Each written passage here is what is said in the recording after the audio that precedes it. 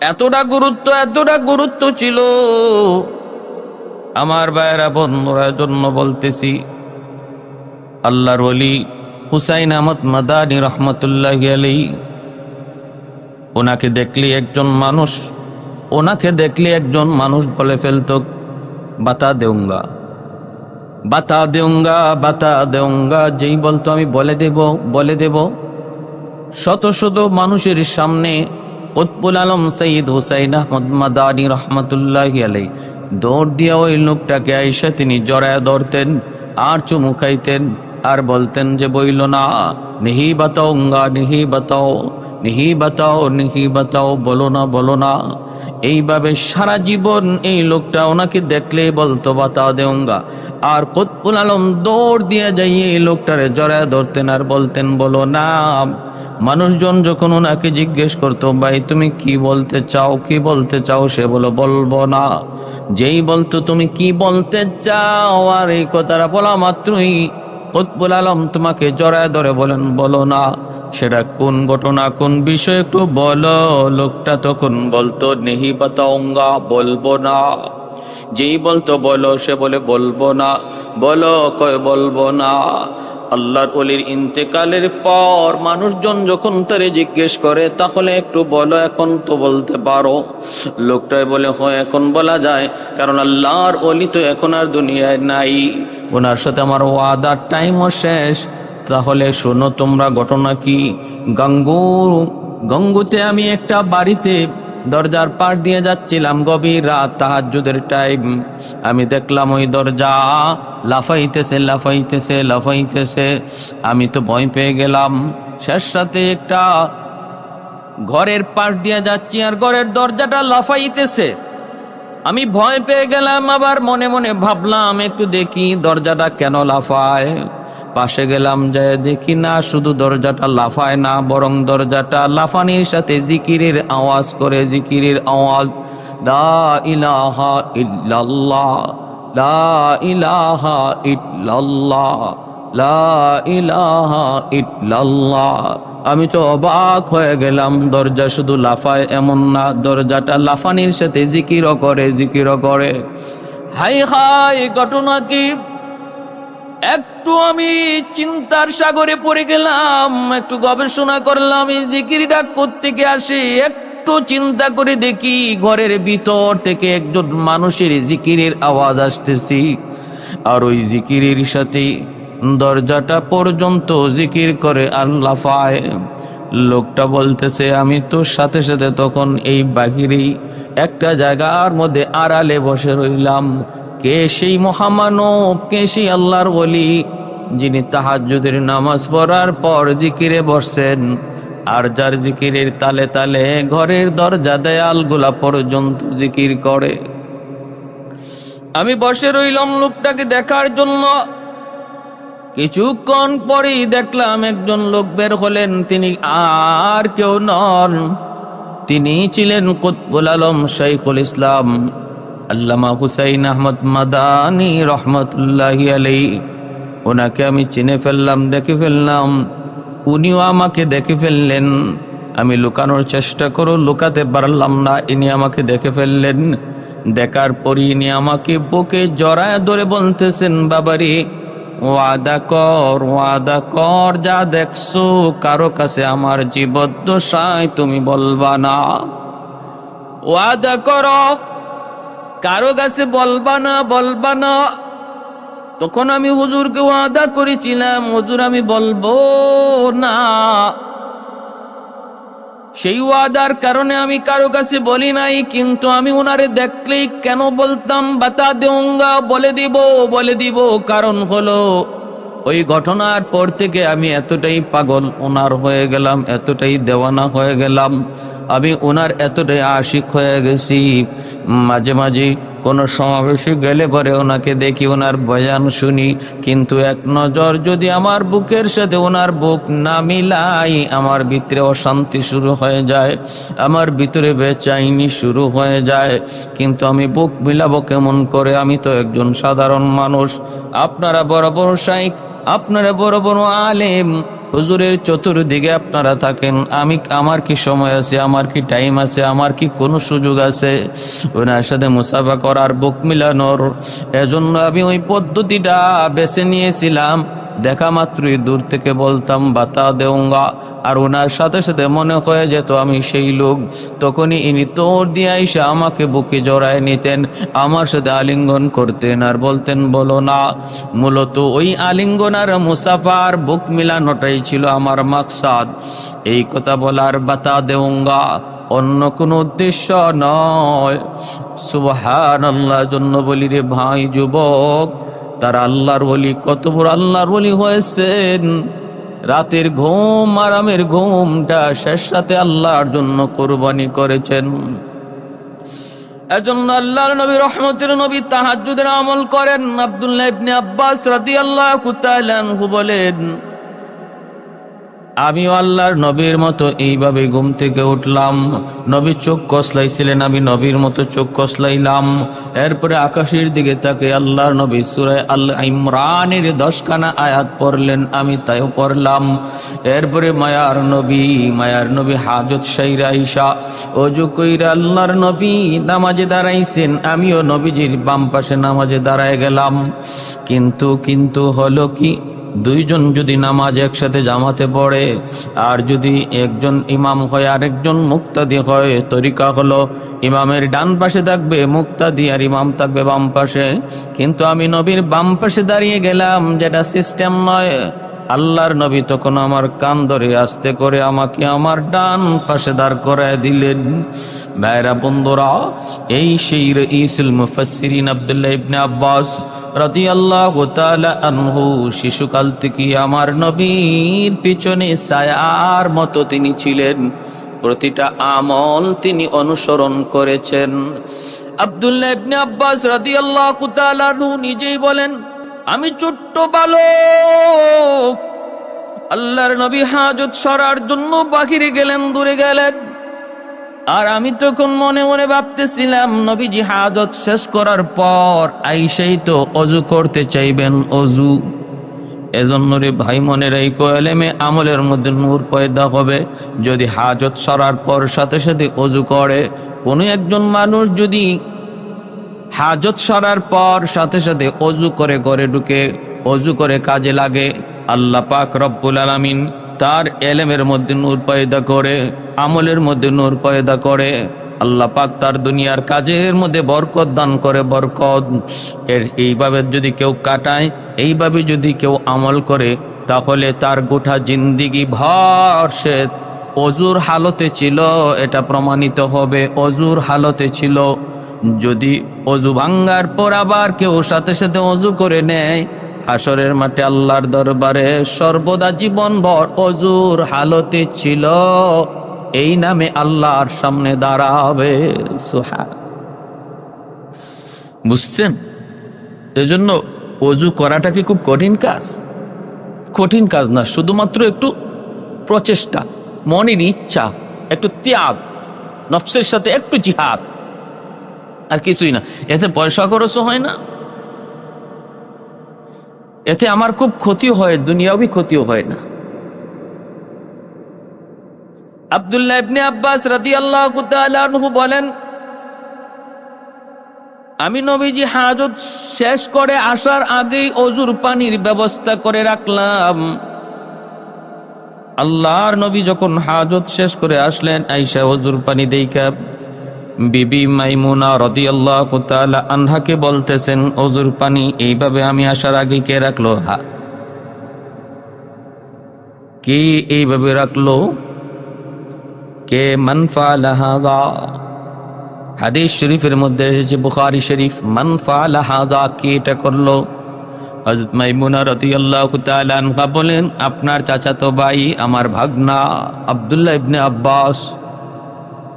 আল্লাহর নবী দেখেন আব্দুল্লাহ পাশে দাঁড়ায় আছে, ছোট্ট বালক। মায়ার নবী, দয়ার নবী যখন ডাক দিয়া কাছে আনলেন, কাছে আইনা নবী মাথায় হাত রেখে দোয়া করতেছেন, আল্লাহ আমার আব্দুল্লাহর চেহারায় কয় সে বড় বুদ্ধিমান, সে বড় তীক্ষ্ণ মেধার অধিকারী, আল্লাহ আমি আসার আগে আমার কি প্রয়োজন সেটা বুঝে গেছে।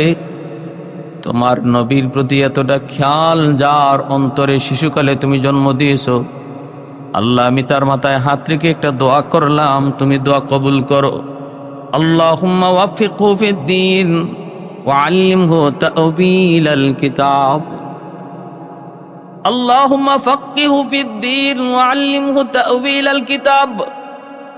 আল্লাহ তুমি আমার আব্দুল্লাহকে শরীয়তের মাসালা মাসাইলের জ্ঞান দান করো, আর তোমার কোরআনের সর্বোচ্চ তাফসীর তুমি তারে দান করো। তোমার কোরআনের ব্যাখ্যা বিশ্লেষণ এর জ্ঞান তুমি তার অন্তরে তুমি দান করো। মায়ার নবী দোয়া করতে দেরি হয়েছে, আল্লাহর দরবারে কবুল হতে দেরি হয় নাই। সুবহানাল্লাহ। আল্লাহ, এটাই হলো আমার নবীর হাতের বরকত, নবীর দোয়ার বরকত, নবীর দোয়ার বরকত। আল্লাহর নবী দোয়া করেছেন, সাথে সাথে দোয়া কবুল করেছেন কে? আল্লাহ। হযরত আব্দুল্লাহ ইবনে আব্বাস রাদিয়াল্লাহু তাআলা আনহু নবীর দোয়া পাইলেন। আস্তে আস্তে আব্দুল্লাহ ইবনে আব্বাস বড় হতে লাগলেন। আব্দুল্লাহ ইবনে আব্বাস বড় হতে লাগলেন।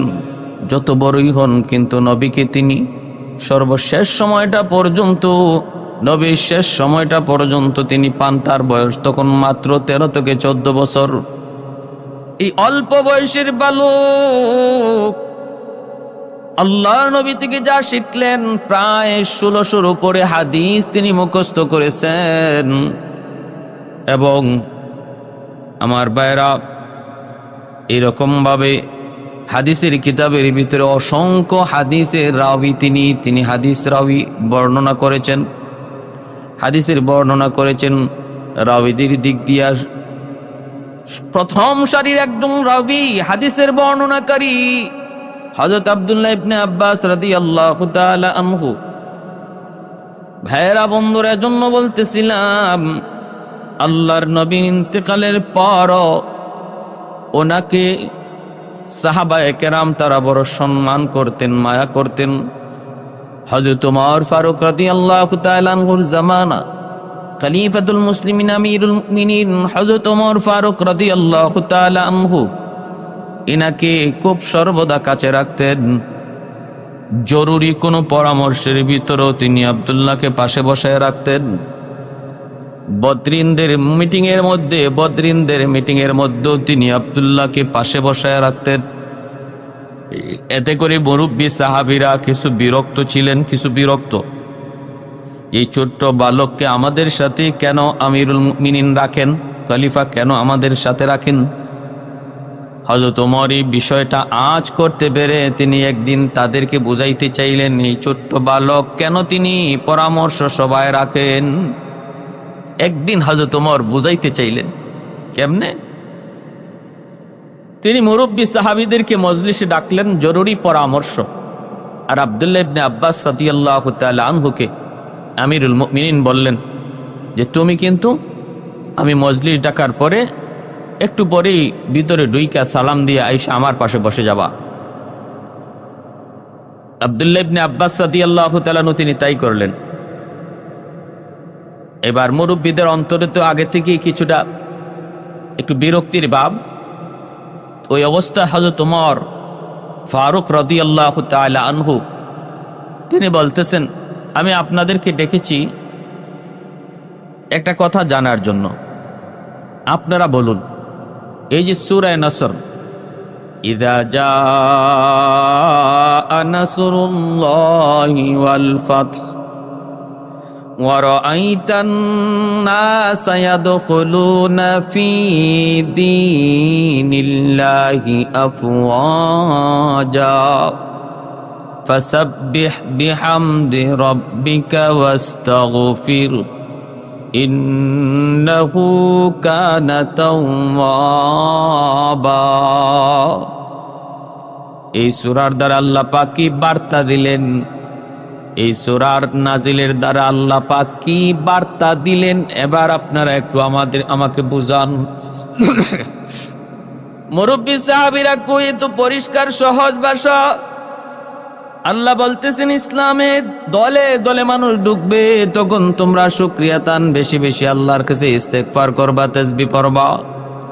দলে দলে মুসলমান হবে, তখন শুকরিয়া তান তোমরা ইস্তেগফার করবা। নবীকে বলতেছেন ইস্তেগফার করো আর আমি আল্লাহর তাসবিহ পড়ো। ভাইরা বন্ধুরা, এবার হযরত ওমর ফারুক রাদিয়াল্লাহু তাআলা আনহু একজন করে প্রত্যেকের কাছ থেকে তিনি মত নিলেন, আপনি কি বুঝছেন, আপনি কি বুঝছেন, আপনি কি বুঝছেন। কেউ এমন জবাব দিছেন, কেউ কোনো জবাবই দেন নাই, নীরব ছিলেন। এবার হযরত ওমর আব্দুল্লাহ ইবনে আব্বাসকে বলতেছেন, তুমি একটু বলো তো দেখি, তুমি একটু বলো তো দেখি, কি তুমি বুঝছো এই সূরার দ্বারা, তুমি কি বুঝছো একটু বলো। তুমি কি তারা যা বুঝেছে এমনটাই বুঝেছো? আব্দুল্লাহ ইবনে আব্বাস বলেন, না, তারা যা বুঝেছেন আমি এমনটা বুঝি নাই, আমি এমনটা বুঝি নাই। তাহলে তুমি কেমন বুঝছো? তিনি বলেন, আমি বুঝেছি এই সূরা নাজিলের মাধ্যমে আল্লাহ পাক আমাদেরকে বার্তা দিয়েছেন, দয়ার নবী মায়ার নবীকে আর বেশি দিন আমাদের মাঝে রাখবেন না। আমার নবী দয়ার নবী রহমতের নবী খুব কম দিনের ভিতরেই তিনি আমাদের কাছ থেকে চিরবিদায় নিয়ে চলে যাবেন। এই ইঙ্গিতটা এই সূরার মধ্যে আমি পাইতেছি। অবাক হয়ে গেলেন সবাই, কয় কি, কেন তুমি এমনটা বুঝলা? রাইসুল মুফাসসিরিন ছোট্ট বালক, তিনি বলেন, আমি বুঝলাম এই জন্য সমস্ত নবীদেরকে আল্লাহ পাক একটা মিশন দিয়ে তিনি দুনিয়ায় পাঠান। যার যার মিশন শেষ হওয়ার পর আল্লাহ পাক নবীকে উঠায় নিয়ে যান। আমার আপনার নবী রহমতের নবীকে আল্লাহ একটা মিশন নিয়ে দুনিয়াতে পাঠাইছে। নবীর মিশন পুরা হওয়ার বার্তা আল্লাহ পাক এই সূরার মধ্যে দিয়েছে। আমার নবীর দাওয়াতের পরিপূর্ণতার একটা বার্তা আল্লাহ পাক এই সূরার মধ্যে দিয়েছেন। তাহলে পূর্বেকার নবীদের এই নিয়ম আর রসুম যদি একই হয়, এর দ্বারা প্রমাণ আমার নবী রহমতের নবীকেও আল্লাহ আর বেশি দিন দুনিয়ায় রাখবেন না।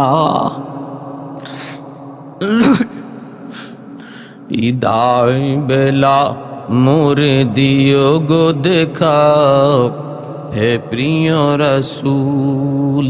বিদায় বেলা মোরে দিও গো দেখা, হে প্রিয় রসূল। তব দিদারে হব ধন্য তখন আমি, শূন্য দেহ যখন লোটাবে ধোলায়। বিদায় বেলা, বিদায় বেলা মোরে দিও গো দেখা, হে প্রিয় রসূল। বিদায় বেলা মোরে দিও গো দেখা, হে প্রিয় রসূল।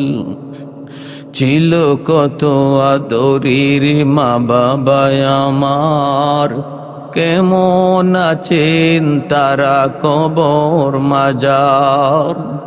ছিল কত আদরের মা বাবা আমার, কেমন আছেন তারা কবর মাজার। সে খবর আজও জানা, আমিও তো চলে যাব বেলায় বেলা। বিদায় বেলা, বিদায় বেলা মোরে দিও গো দেখা, হে প্রিয় রসূল। বিদায় বেলা মোরে দিও গো দেখা, হে প্রিয় রসূল। এ যুবক জন্য বলতেছি, একটু খেয়াল করে শোনো।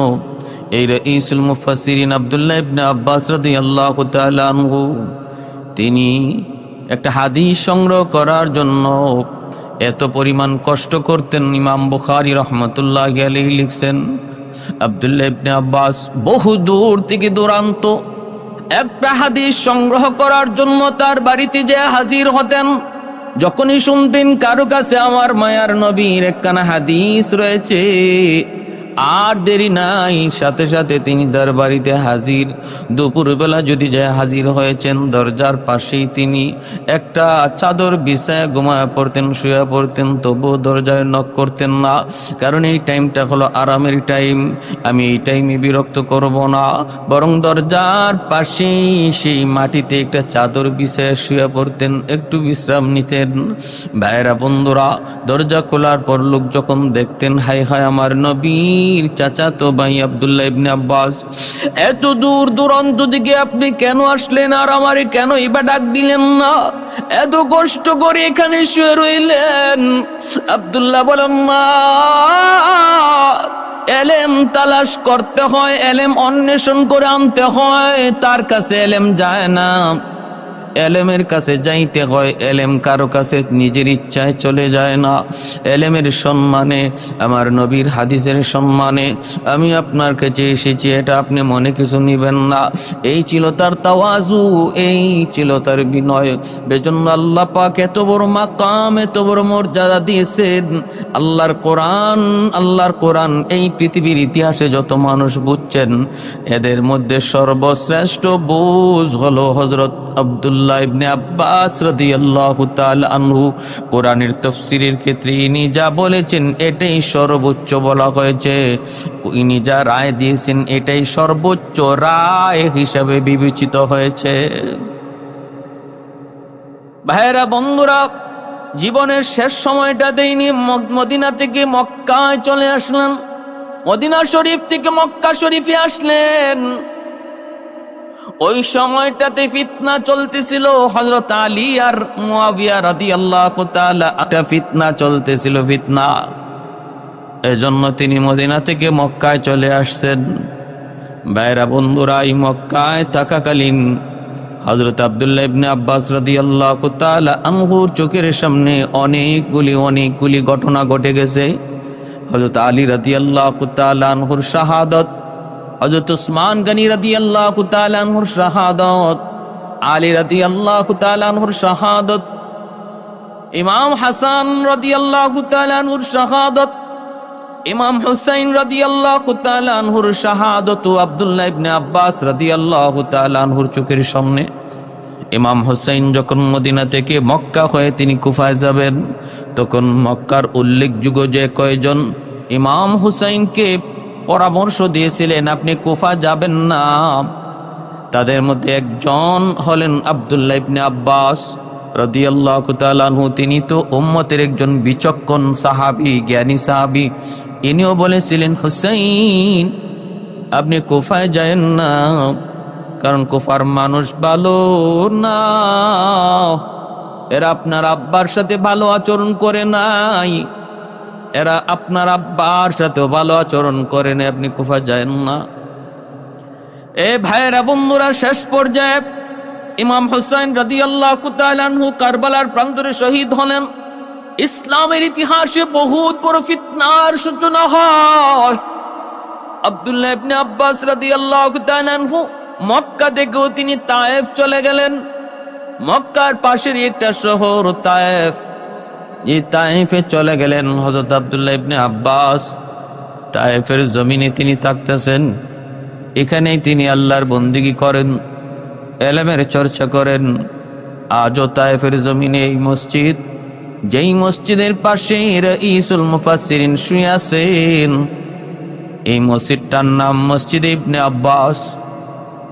ভাইরা, আপনাদের দোয়ায় আমার মতো আল্লাহর এক গোলাম ওই তায়েফের জমিনে আব্দুল্লাহ ইবনে আব্বাস রাদিয়াল্লাহু তাআলা আনহুর মসজিদে নামাজ পড়ার সৌভাগ্য আল্লাহ আমাকে দান করেছেন, এবং রাইসুল মুফাসসিরিন আব্দুল্লাহ ইবনে আব্বাস রাদিয়াল্লাহু তাআলা আনহুর কবরখানা জিয়ারত করার তৌফিক আল্লাহ দান করেছেন।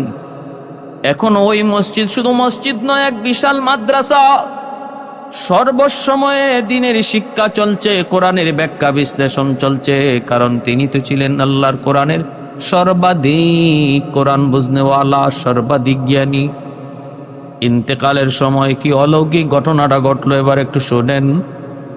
ইন্তেকাল হয়ে গেছে, রাইসুল মুফাসসিরিন আব্দুল্লাহ ইবনে আব্বাস রাদিয়াল্লাহু তাআলা আনহুর ইন্তেকাল হয়ে গেছে। এইবার ওনার জানাজার নামাজ পড়ানোর পর কবরের পাশে কবরে নিয়ে যাওয়ার জন্য খাটিয়া যখন বহন করে নিয়ে যাওয়া হচ্ছে, খাটিয়া বহন করে নিয়ে যাওয়া হচ্ছে, ওই অবস্থায় মানুষজন দেখে খাটিয়ার মধ্যে ওনার যে দেহ মুবারক, ওই দেহের উপরে অচেনা অচিন এক সাদা পাখি ওনার দেহে এসে বসলো। মানুষজন অবাক হয়ে গেল, অবাক, এমন পাখি কেউ কোনোদিন দেখে নাই, সাদা রঙের অচিন পাখি। আব্দুল্লাহ ইবনে আব্বাস রাদিয়াল্লাহু তাআলা আনহুর দেহ মুবারকে বসলো।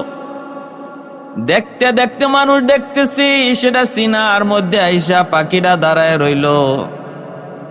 একটু পরেই মানুষজন দূর থেকে তাকাইতেছে, আশপাশ থেকে তাকায় দেখে পাখিটা কাফনের কাপড়ের ভিতরে ঢুকে গেল।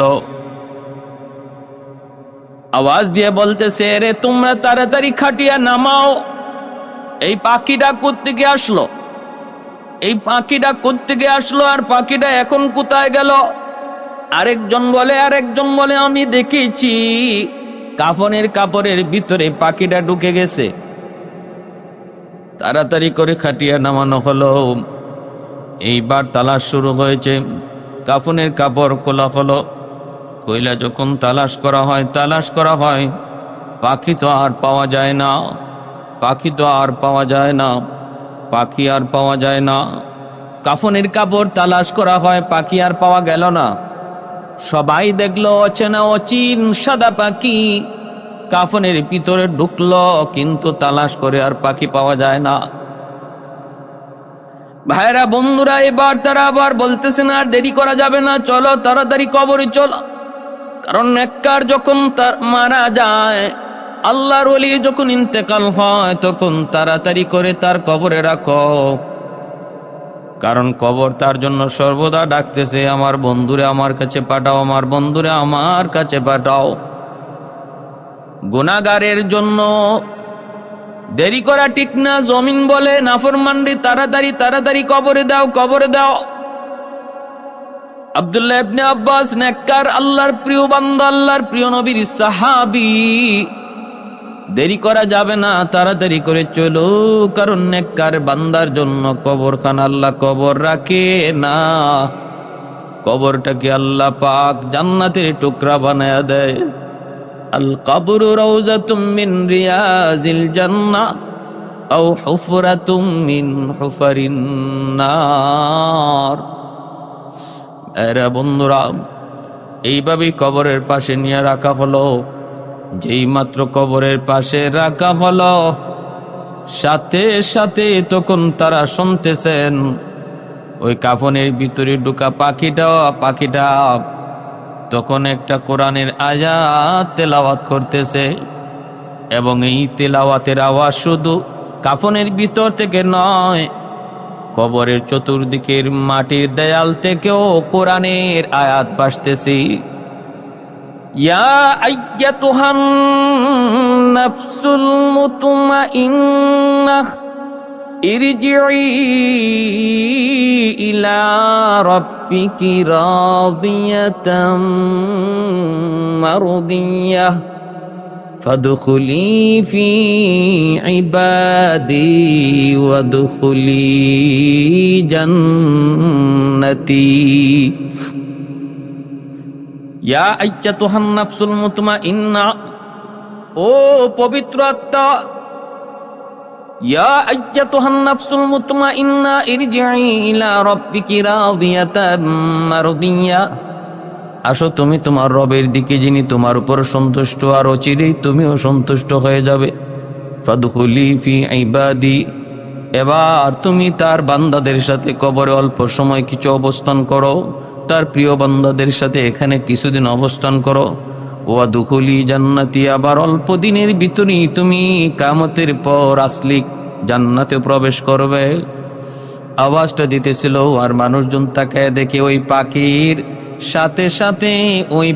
সাথে সাথে কবরের পাশে হাজারো অসংখ্য অগণিত পাখি ওই পাখির তালে তালে তারাও কোরআনের আয়াত তেলাওয়াত করতেছি। সুবহানাল্লাহ। কত বড় আল্লাহর প্রিয় বান্দা ছিলেন। দুনিয়ায় কবরে রাখার মাত্রই মানুষজন টের পেয়ে গেল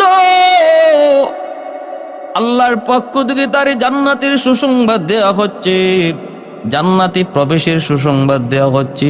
অসংখ্য অগণিত পাখিরাও তখন জিকির করতেছে আর আয়াত তিলাওয়াত করতেছে।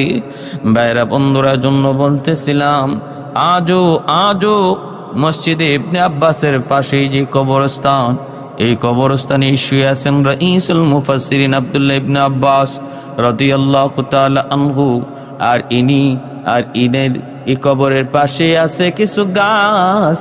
ওই গাছগাছালির মধ্যে এখনো কিছু অচিন পাখি বসে বসে কিচির মিচির করে আর আল্লাহ আল্লাহর জিকির করে।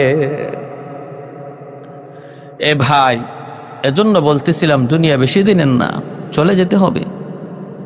সময়টাকে যে মূল্যায়ন করেছে, প্রতিটা সময়কে, প্রতিটা দিনকে, প্রতিটা রাতকে যারা কদর করেছে তারা কামিয়াব। বাদশাহ আদেশ জারি করলো, বাদশাহ একজন লোককে বলল, না ওই ঝুড়িটা নিয়ে তুমি বাগানে ঢুকো, আর বাগানে ঢুইকা তুমি ঝুড়িটা বইরা ফল নিয়ে আসো, আমি তোমারে বিশেষভাবে পুরস্কৃত করব। তবে শর্ত হলো, যে জায়গা বাগানে ঢুইকা তুমি সামনে বাড়বা, পিছনে আর ফিরতে পারবা না। যেখান থেকে ফল নেওয়ার সেখান থেকে নিয়ে নিবা, আবার পিছনে আইসে ফল নেওয়া যাবে না। ঝুড়িওয়ালা ঝুড়ি নিয়ে বাগানে ঢুকলো, ঢুইকা কিছু ফল দেখতে পেল, ফলগুলা তার পছন্দ হলো না। সে ভাবতেছে আরেকটু সামনে যাই, দেখি ভালো ফল আছে কিনা। সামনে আগায় দেখে মাশাআল্লাহ বেশ সুন্দর ভালো ফল। তার মনে বড় শখ জাগলো যে এগুলা নেই। আবার মনে বলতেছে যে না, মনে হয় সামনে আরো ভালো ফল মিলবে, সামন থেকে আরেকটু সামন থেকে ফলগুলা নেব। এই বলে সে আরেকটু সামনে আগাইল। এখানে যাওয়ার পর দেখে যে মাশাআল্লাহ অনেক ভালো ফল। তখন তার মনের ভিতরে আরো আগ্রহ জন্মিল যে মনে হয় সামনে আরো সুন্দর আরো ভালো ফল মিলবে। এই আশায় সে যখন সর্বশেষ সামনে গেল, যা দেখে বাগানের শেষ প্রান্তে চলে এসেছে, এখানে ফলের কোনো বই বাতাসও নাই, ফলের কোনো চিহ্নই নাই। এখন কি করবে? পিছনে যাওয়া তো নিষেধ, পিছন থেকে ফল করানো নিষেধ। ওই ঝুড়িওয়ালা তখন মাথায় থাবড়াইতেছে আর বলতেছে, হায় আফসুস, হায় আফসুস, আমি এটা কি করলাম? আমি বাগানে ঢুকেই যদি ফল সংগ্রহ শুরু করতাম তাহলে তো আমার ঝুড়ি এখন ফলে ভরপুর হয়ে যেত। হায় আফসুস, আমি কি করলাম? ওই মানুষটার সাথে আমরা যারা এই দুনিয়া নামক বাগানে আমলের ঝুড়ি নিয়ে, আমল করার ঝুড়ি নিয়ে দুনিয়া নামক বাগানে ঢুকছি, আমাদের 100 মিলে যায়। আমার ভাইয়েরা বন্ধুরা, প্রতিটা দিন প্রতিটা রাত আমাকে এই আমল নামক ফল ঝুড়িতে ঢুকাইবার সময় যাচ্ছে, চোখের সামনে আমল করার সুযোগ যাচ্ছে। যারা বলতেছে আজ নয় কাল, এখন নয় তখন সামন থেকে শুরু করব, আমরা যেন ওই ফলওয়ালার মতোই সামনে আগাইতেছি। এমন একটা সময় আসবে, আজ আর কাল বলতে বলতে আমার জীবনের এমন জীবন ছায়ান আমি পরিণত হব, তখন হয়তো আমাকে আর ফল কোরানোর কোনো সুযোগ থাকবে না। যে দেখবো আমার আর কোনো সুযোগই নেই। আফসুস করব, হায় রে, আমি যদি বাগানে ঢুকেই ফল সংগ্রহ শুরু করে দিতাম তাহলে তো আজ আমাকে তো আফসুস করতে হতো না, আমি তো কিছু ফল পেয়ে যেতাম। হায় আমার ভাইরা, আজকে আমাদের প্রত্যেকেরই কি আমলের দিলের ভিতরে মাঝে মাঝে আমল করার শখ, মাঝে মাঝে আমল করার ইচ্ছা জাগবেই। যখনই আপনার অন্তরে মসজিদে আসার ইচ্ছা জাগবে, তখনই এই ইচ্ছাটাকে মেহমান মনে করো এবং এটার কদর করো। তুমি দ্রুত করে মসজিদে চলে আসো, কারণ সর্বদা আমল করার আগ্রহ অন্তরে থাকবে না।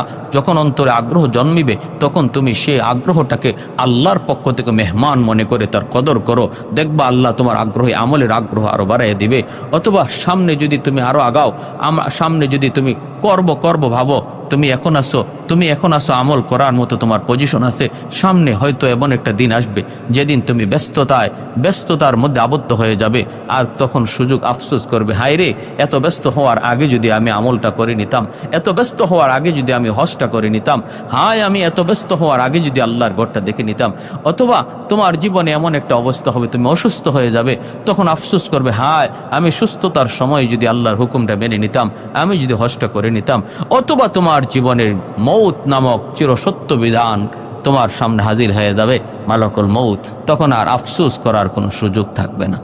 এজন্য আমার ভাইরা, আসুন নবীর সাহাবায়ে কেরামের মতো নিজের জীবনটারে গড়ি, প্রতিটা সময়কে, প্রতিটা টাইমকে আমরা গনিমতার নিয়ামত মনে করি। আমার মা বোনেরা, ঘরে বসে বসে আল্লাহর পাওয়া যায়, আল্লাহর প্রিয় হওয়া যায়। মা বোনদের জন্য তো আল্লাহর ওলি হওয়া খুব সহজ, তাদের আমল কম, কিন্তু ওলি হওয়ার পথ খুব সংক্ষিপ্ত, আল্লাহর ওলি হওয়ার রাস্তা তাদের কম। এজন্য আমার মা বোনদেরকেও বলবো, নিজেকে পর্দার ভিতরে রাখি, কোরআন তেলাওয়াত বেশি বেশি করি, আল্লাহর কোরআনের সাথে সম্পর্ক তৈরি করি। ওয়া আখির দাওয়ানা আনিল হামদুলিল্লাহি রাব্বিল আলামিন। আমার ভাইয়েরা, বন্ধুরা, যুবক, হযরত আব্দুল্লাহ বিন হুযাফা রাদিয়াল্লাহু তাআলা আনহু, আব্দুল্লাহ বিন হুযাফা রাদিয়াল্লাহু তাআলা আনহু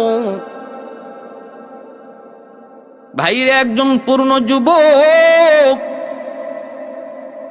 খলিফাতুল মুসলিমিন, আমিরুল মুমিনিন হযরত ওমর ফারুক রাদিয়াল্লাহু তাআলা আনহুর জামানা।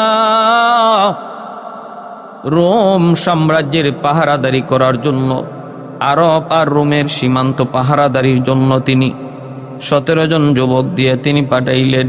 আর এই 17 জনের আমির বানাইলেন আব্দুল্লাহ বিন হুযাফা। 25 বছরের একজন তরতাজা যুবক আব্দুল্লাহ বিন হুযাফা রাদিয়াল্লাহু তাআলা আনহু, তিনি হলেন তাদের আমির। 17 জন সঙ্গী সাথে নিয়ে তিনি সীমান্ত পাহারাদারি করেন। এই অবস্থায় রোম সম্রাট খবর পেয়ে গেল এবং তাদেরকে বন্দী করে রোম সাম্রাজ্যে হাজির করলো। রোমের সম্রাট বলতেছে, আমি শুনেছি পাহাড় টলতে পারে কিন্তু ইমানদারের ইমান টলে না। মুসলমান জীবন দেয় কিন্তু কখনো ইমান দেয় না, শুনেছি আমি। তাহলে তোমরা আমার সামনে তাদেরকে হাজির করো, আমি দেখব তাদের ইমান কত মজবুত, তাদের ইমান কত মজবুত আমি একটু দেখব। 17 জনকে হাজির করা হইল। রোম সম্রাট ডাক দিয়া বলতেছে, তোমাদের মধ্যে আমির কে? আব্দুল্লাহ বিন হুযাফা বলতেছেন, আমি হলাম আমির। কয় ঠিক আছে, তাহলে তুমি আমার পাশে আসো। আব্দুল্লাহ বিন হুযাফা রাদিয়াল্লাহু তাআলা আনহুকে রোম সম্রাট ওনার পাশে নিয়ে বসাইল। সঙ্গে সাথীরা, তার রাজ দরবারের লোকগুলো অবাক হয়ে গেল।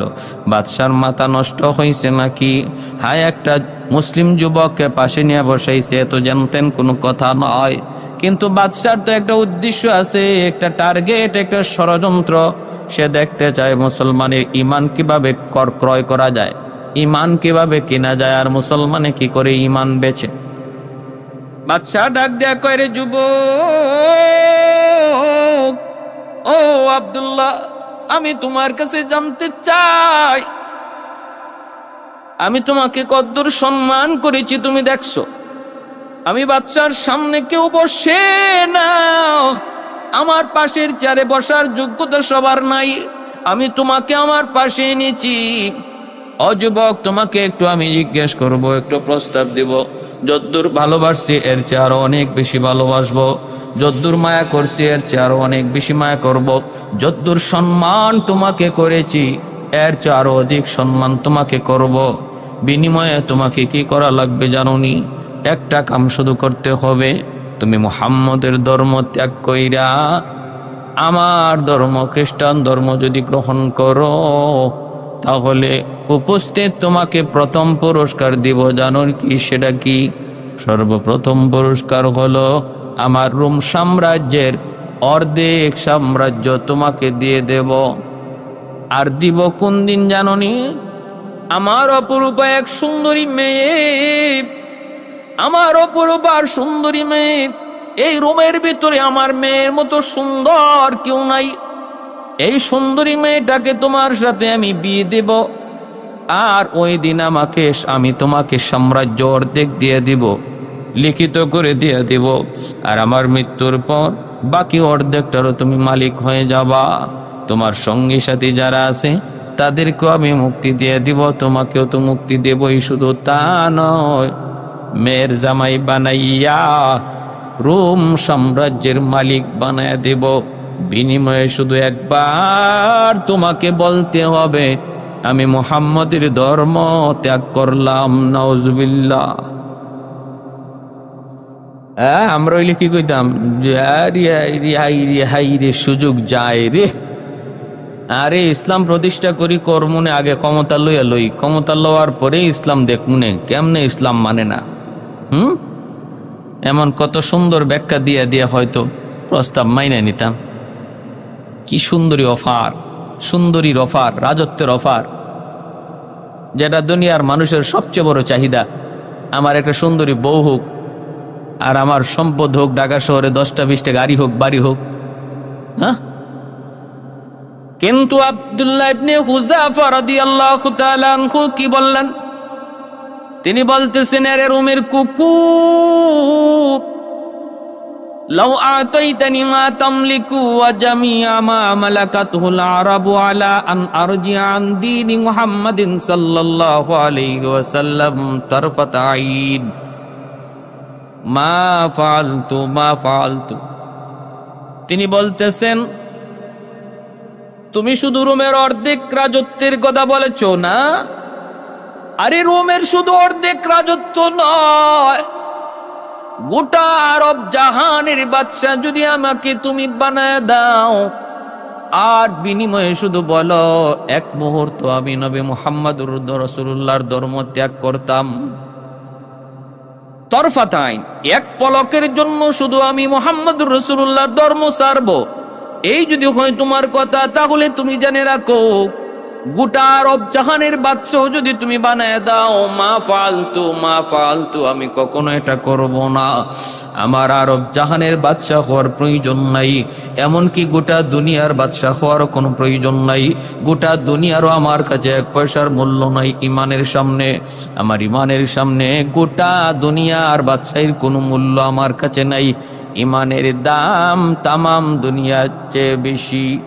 এ বাদশা শোনো, ইমানের দাম যে জানে সে কোনোদিন ইমান বিক্রি করে না, আর ইমানের মূল্য যে বুঝে না সে অল্পতেই ইমান বিক্রি করে। আমরা ইমানের দাম আর ইমানের মূল্য বুঝেছি। আমার নবী, রহমতের নবী, মায়ার নবীর হাত মোবারক ধরে ধরে ইমান শিখেছি। অতএব ইমান থেকে সরাইবার কথা বলো না। প্রয়োজনে জীবন যাবে, জীবন শুধু বাদশাহী নয়, জীবনের চেয়েও আমরা ইমানকে বেশি ভালোবাসি।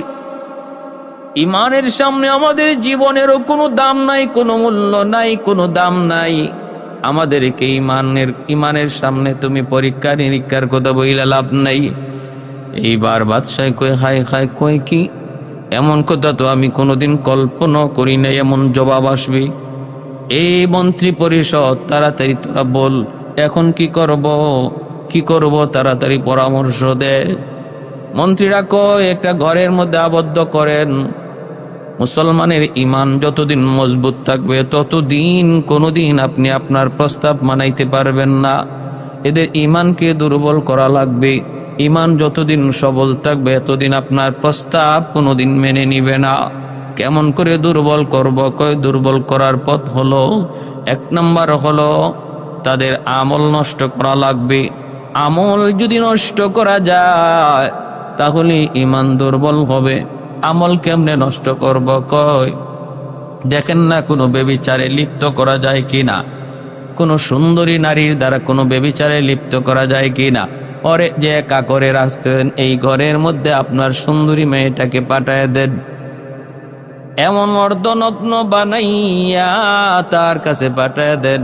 সে একটা যুবক, পুরনো যুবক, যৌবনের চাহিদা তার অবশ্যই আছে। যদি সে ওই মেয়েটার সাথে কোনো ধরনের আকাম করে, অন্যায় করে ও ব্যভিচার করে, তাহলেই সাথে সাথে তার ইমান দুর্বল হয়ে যাবে। এই ইমান এত বড় পাওয়ারফুল এক অস্ত্র, এই অস্ত্র দুনিয়ার কোনো আধুনিক অস্ত্র দিয়া দুর্বল করা যায় না। ঈমান নামক পাওয়ারফুল অস্ত্রকে যদি দুর্বল করতে হয় তাহলে আমল দুর্বল করার দ্বারাই করতে হয়, ঈমান দেখা যায় না।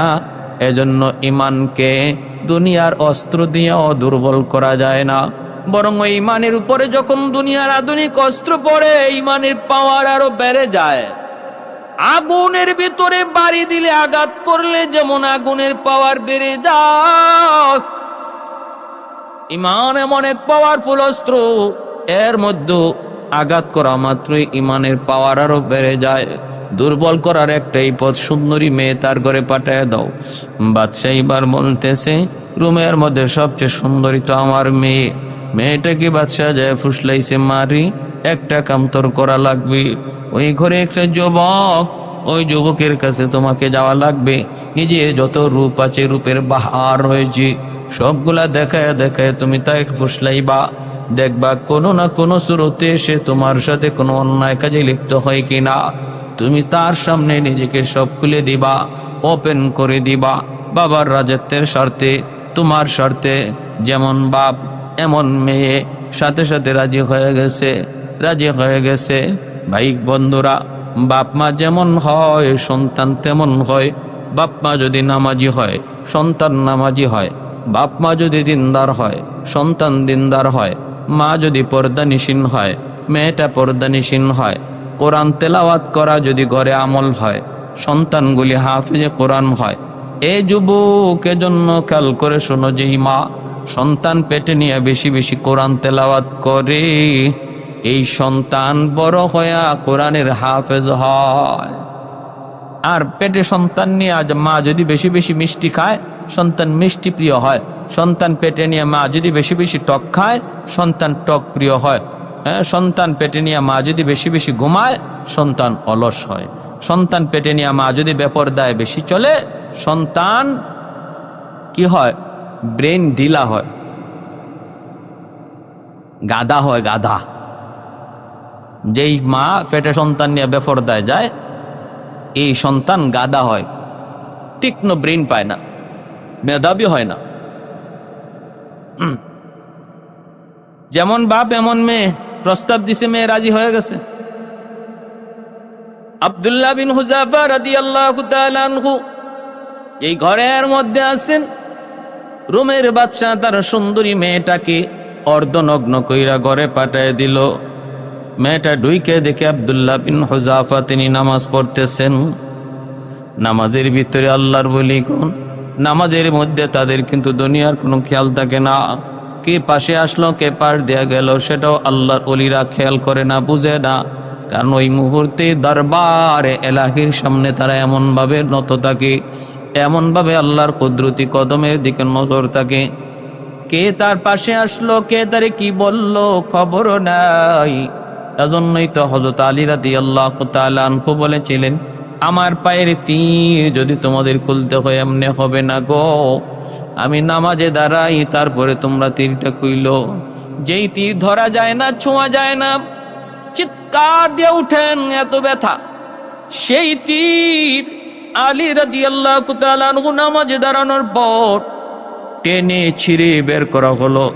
নামাজ শেষ হওয়ার পরে নি বলতেছেন, তোমরা কি তীর খুলে ফেলেছো? সাহাবীরা কয়, ওগো নবীর সাহাবী, তীর আপনার পায়ে আর নাই, আমরা টেনে ছিঁড়ে খুলে ফেলেছি, কোনো খবর নাই, কোনো খবর নাই। এজন্যই ভাইরা বন্ধুরা, আব্দুল্লাহ বিন হুযাফা রাদিয়াল্লাহু তাআলা আনহু তিনিও তো এমন নামাজে দাঁড়াইছেন।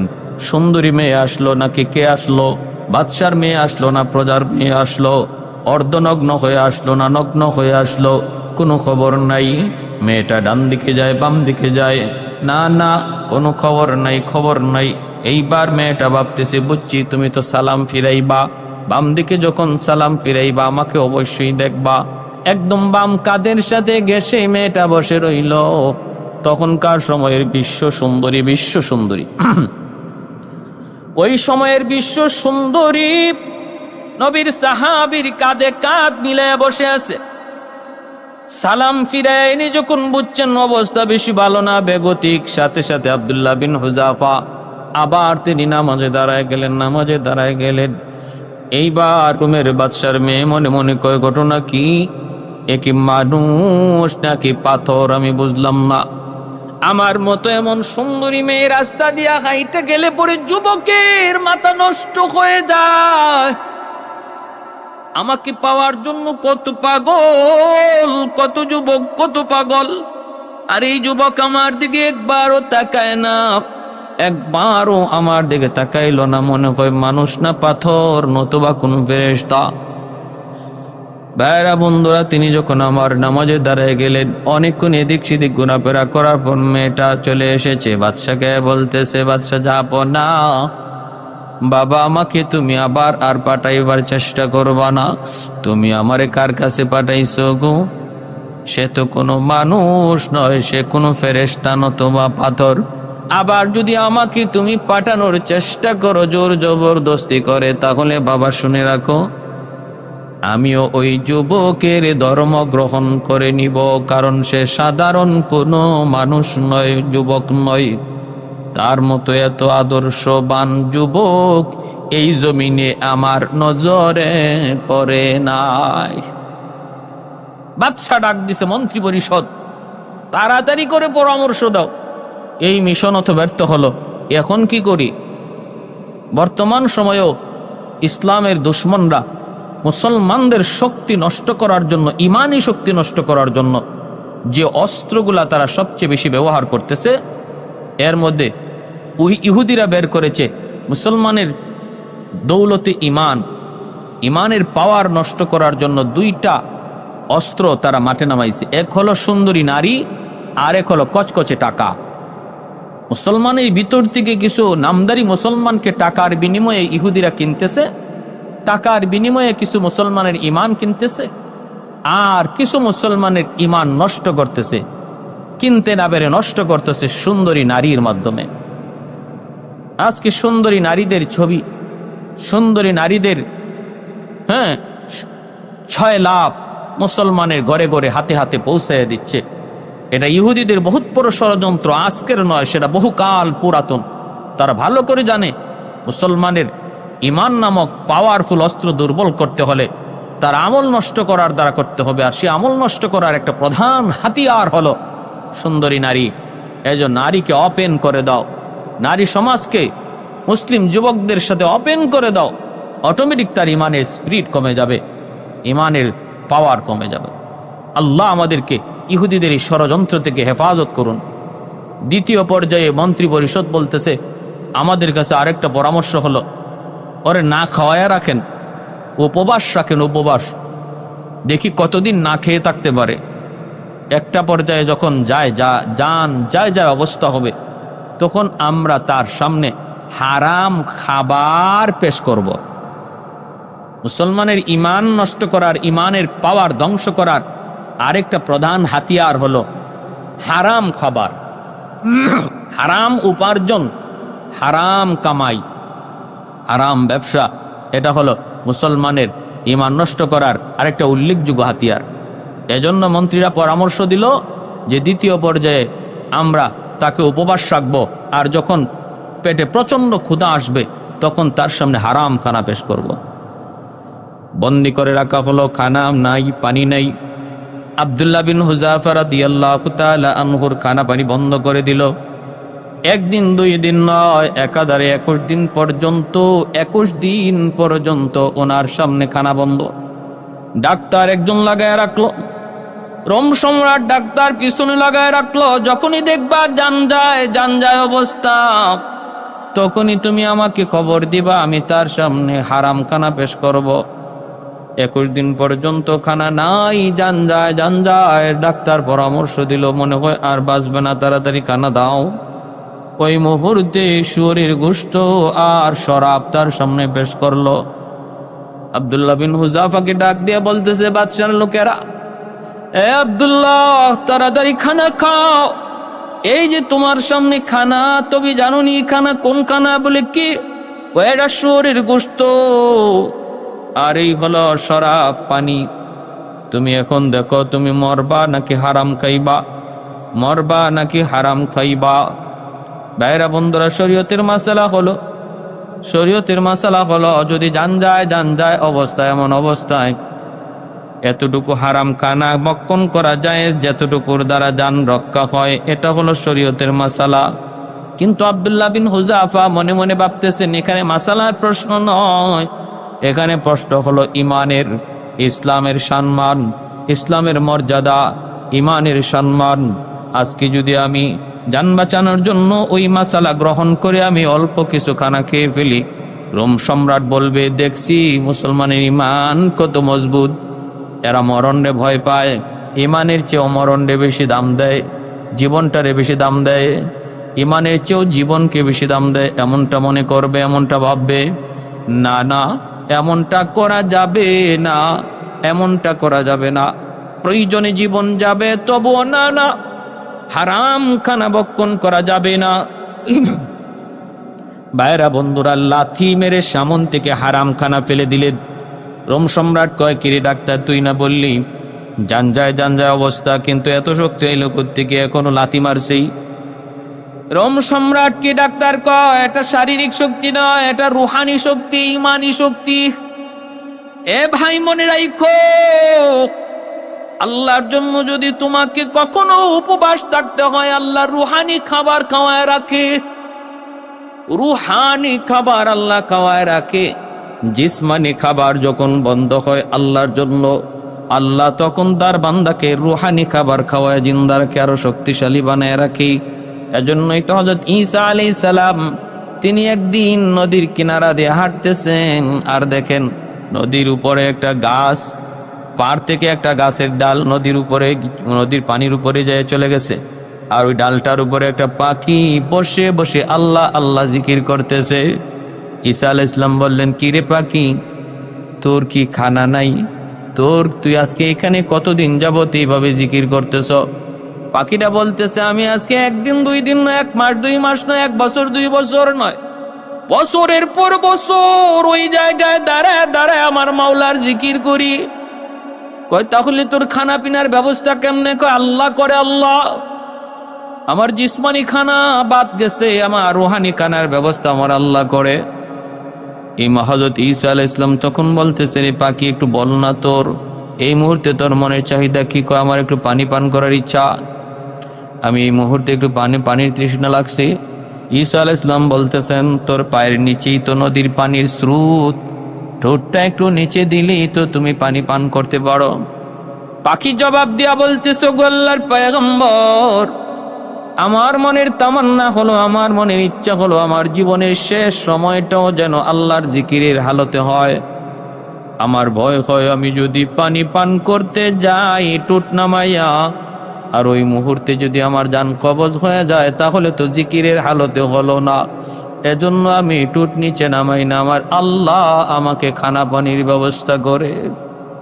সুবহানাল্লাহ। मैं तालिब मौला हूँ मेरे इश्क़ निराला, मैं तालिब मौला हूँ मेरे इश्क़ निराला, है जुमला जहाँ जिनके तजल्ली से उजाला, है जुमला जहाँ जिनके तजल्ली से उजाला, मैं दरूद जहाँ गैर खुदा यार नदारिम, जुज़ियात खुदा ही चिदिगुर कार नदारिम, जुज़ियात खुदा ही चिदिगुर कार नदारिम।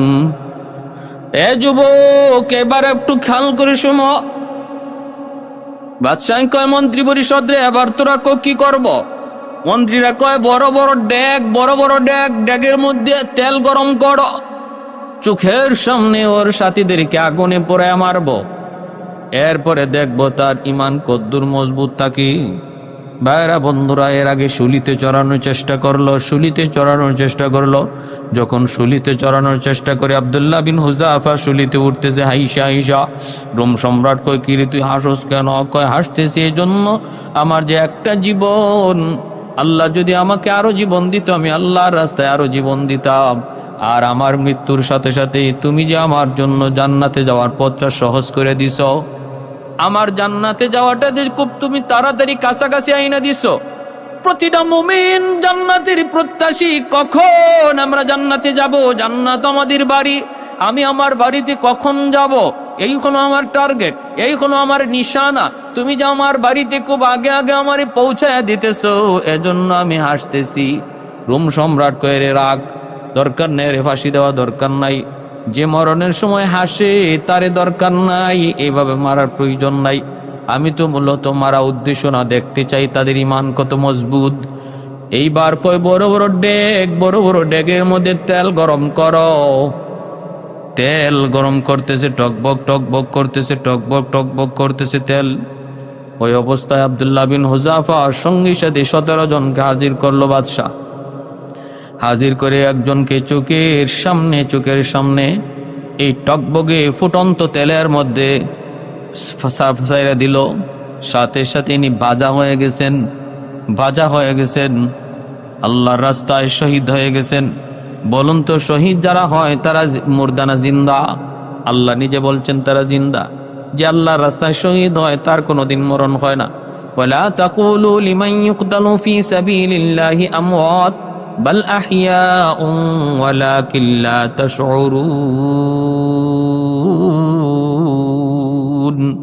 যারা আল্লাহর রাস্তায় শহীদ হয় তাদের কোনো মৌত নাই। আব্দুল্লাহ বিন হুযাফা তার সাথীর এই শহীদ হওয়ার দৃশ্যটা দেখে চোখ দিয়া পানি চলে আসছে, কাঁদতেছেন। এইবার বাদশাহ কই, বুঝছি এখন দিলটা নরম হইছে, এখন বুঝি দিলটা নরম হইছে। এরে আব্দুল্লাহ, কাঁদবি না, আমি তোমারে মারবো না।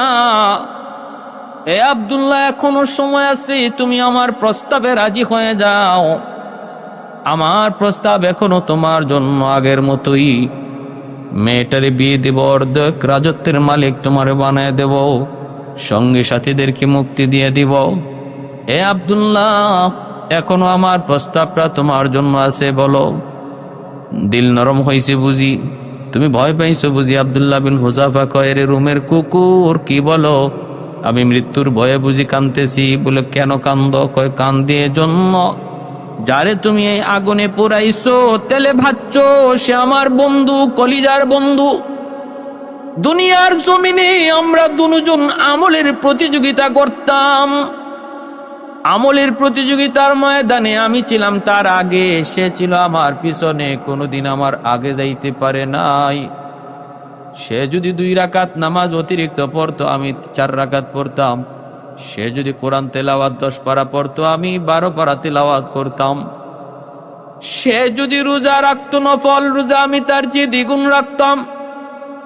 সে যদি আল্লাহর রাস্তায় 10 টাকা দান করতো, আমি 20 টাকা দান করতাম। দুনিয়ার জমিনের আমলের প্রতিযোগিতায় আমি ছিলাম তার আগে, সে ছিল আমার পরে। কিন্তু আজকে জান্নাতে যাওয়ার প্রতিযোগিতায় তুমি আমার আগে তারে শহীদ কইরা, জান্নাতে যাওয়ার প্রতিযোগিতায় আমার আগে তুমি তারে জান্নাতে দিয়া দিছ, আর আমি তার পিছনে পড়ে গেছি, এজন্য কাঁদতেছি। সুবহানাল্লাহ। यार जिगर नूर नजर अब तो कहाँ है, यार जिगर नूर नजर अब तो कहाँ है, दीवाना तेरा हो गया मैं मेरी खबर लो, दीवाना तेरा हो गया मैं मेरी खबर लो। ऐ दोस्तों अगर जाकर नबी जाबा तो बख्शो, আজাচে আজি দোস্ত বগুয়া বাতু বকশম, আজাচে আজি দোস্ত বগুয়া বাতু বকশম।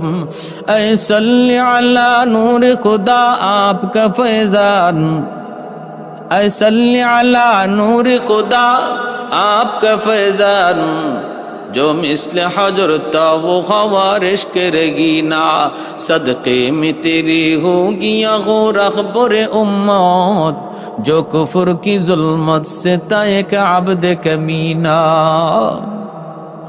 ভাইরা বন্ধুরা, জন্য বলতেছিলাম, আব্দুল্লাহ বিন হুযাফার এই অবস্থা দেখার পর বাদশা বলতেছেন, না রে, মানুষ নয় রে, সাধারণ কোন মানুষ, মুসলমান নয়। বিশেষ করে এই যুবকের কথা আমি ভাবতেই পারি না। না না, এইভাবে তারে হত্যা করা যাবে না, করলে হয়তো বা আমার কোনো ক্ষতি হয়ে যেতে পারে। আল্লাহ ওই বাচ্চার অন্তরের ভিতরে ভয় ঢুকায় দিছেন, ভয় এমন ভয় ঢুকে গেছে, কয় না না, মানুষ না, হয়তো কোনো ফেরেশতা, হয়তো কোনো জিন, আমার মনে হয় কোনো ক্ষতি হয়ে যাবে। নতুবা কেউ জীবনের মায়া এমন ভাবে কুরবানি দেয় আমার নজরে পড়ে না। ভাইরা বন্ধু, এবার বাদশাহ কয়, ও আব্দুল্লাহ, সঙ্গী সাথী সব নিয়ে তুমি চলে যাও, মুক্ত করে দিলাম, কিন্তু একটা শর্ত আছে, আমার ইজ্জতটা বাঁচায় যাও, আমাকে তুমি আমার হাতে একটা চুমু দাও। আব্দুল্লাহ বিন হুযাফা কয়, না না, মুসলমান বাপমার হাত আর উস্তাদের হাত ব্যতীত কারো হাতে চুমা দেয় না। কয়, না, তাহলে আমি তোমারে কেমনে ছাড়বো, আমার কপালে একটা চুমা দাও। আব্দুল্লাহ বিন হুযাফা কয়, যদি কপালে চুমা দেই তাহলে তুমি কি করবা? কয়, তোমাকে সহ তোমার সঙ্গী সাথীদেরকে মুক্তি দিয়ে দিব। কয়, যদি এমনই হয় তাহলে আমার যেভাবে মন চায় সেভাবে আমি কপালে চুমা দিব। কয়, যেভাবে তোমার মন চায় সেভাবেই তুমি চুমা দাও। এই বইলা আব্দুল্লাহ বিন হুযাফা তিনি তার এই রুমালটাকে বাদশার কপালের মধ্যে ধরলেন, দইরা তিনি কপালে চুমা দিলেন। বাদশাহ মনে করছে তার কপালে চুমু, আর সাহাবে ভাবছেন আমি তোর কপালে চুমা দেই নাই, আমি আমার রুমালে চুমা দিয়েছি। এরপরে মুক্ত করে দিল। এই খবর হযরত ওমর ফারুক রাদিয়াল্লাহু তাআলা আনহু মদিনাতুল মুনাওয়ারা থেকে পাইলেন। তিনি সঙ্গী সাথী সাহাবায়ে কেরামদেরকে নিয়ে মদিনা থেকে বের হয়ে আসলেন, আর আব্দুল্লাহ বিন হুযাফাকে সুস্বাগতম জানালেন। হযরত ওমর বললেন, আব্দুল্লাহ, আজকে ইসলামের সম্মান, ইসলামের বিজয়, ইসলামের ইজ্জত আর ইমানের দৃঢ়তার মজবুতি রোম সম্রাটের সামনে তুমি যেভাবে প্রকাশ করেছো, যেভাবে তুলে ধরেছো, এই খাতিরে তোমাকে ইজ্জত করার জন্য, তোমাকে সম্মান করার জন্য আমি ওমর খলিফা মদিনা থেকে বের হয়ে আসলাম। আসো, তোমার কপালে একটা চুমা দিই। হযরত ওমর আব্দুল্লাহ বিন হুযাফা রাদিয়াল্লাহু তাআলা কপালেও একটা চুমা দিলেন। আমার ভাইরা, এই হলো নবীর সাহাবায়ে কেরামের ইমানের দৃঢ়তা আর মজবুতি। আমারও আপনারও যদি আজকে ইমানের মূল্য যদি আমরা বুঝি, ইমানের দাম যদি বুঝি, তাহলে আমাদের ইমানটাও এরকম মজবুত হবে, ইমানটা মজবুত হবে। মনে রাখতে হবে, ইমানদারের কাছে দুনিয়ার সব কিছুর চেয়ে ইমান বড়, সব কিছুর চেয়ে ইমান বড়, এমনকি নিজের জানের চেয়েও ইমান বড়। জীবন একদিন চলে যাবে, জীবন একদিন সবাইকেই দিতে হবে, মৌত একদিন সবারই আসবে, কিন্তু মরার পরে ইমান যদি না থাকে তাহলে আমাকে জাহান্নামে যেতে হবে। আর ইমান যদি সাথে থাকে, আমি যেদিনই মারা যাই না কেন, যেদিনই আমি শহীদ হই না কেন, যেই সময়টাতে আল্লাহর ডাকে সাড়া দেই না কেন, আমার স্থায়ী ঠিকানা জান্নাত হবে আমার বাসস্থান। আমার ভাইয়েরা, ইমানের দাবি হলো আমল যার যত সুন্দর হবে তার ইমান তত মজবুত হবে, আমল যার যত খারাপ হবে তার ইমান তত দুর্বল হবে। এটা মুসলমান তুমি বুঝো না, কিন্তু ইহুদিরা ঠিকই বুঝে, খ্রিস্টানরা ঠিকই বুঝে, দুশ্মনরা ঠিকই বুঝে। এজন্য আমাদের এই মহাশক্তি ইমানকে দুর্বল করার জন্য ওরা আমাদের আমলের ঘাটতির খাতগুলা তৈরি করতেছে।